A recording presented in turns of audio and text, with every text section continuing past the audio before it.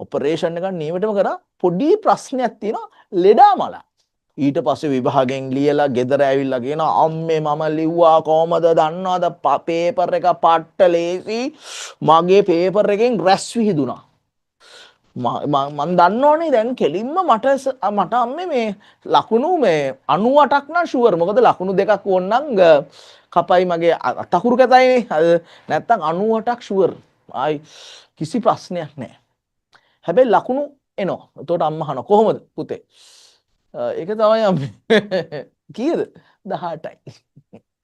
ඇයි මේක ප්‍රශ්නේ තේරුම් ගන්න නැතුව මගේ පුතා ලියලා තියෙන්නේ. එතකොට ඒක හරියට අර ඉංග්‍රීසියෙන් ඉංග්‍රීසි කියමනක් තියෙනවා ඔපරේෂන් සක්සස්ෆුල් patient dead කියලා. ඒ කියන්නේ දොස්තර මහත්තයා ඇවිල්ලා කියනවා මේ ඔපරේෂන් එක නියමයට කරා. ඔයා ඇවිල්ලා කියන්නේ අර පේපර් එක නියමයට කරා වගේ ඔපරේෂන් එක නියමයට කරා. හાર્ට් එක බද්ධ කරා කොහොමද දන්නවද? ලස්සන නීට් එකට මේ මම හොඳට ඔක්කොම මැහුන් ටික නියමයටම දැම්මා. ඔයා අර ඇවිල්ලා කියන්නේ.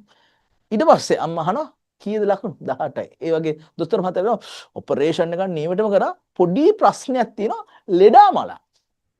හරිද? එතකොට ඔපරේෂන් එක සක්සස්ෆුල් හැබැයි ලෙඩා මල. එහෙම වැඩක් නෑ.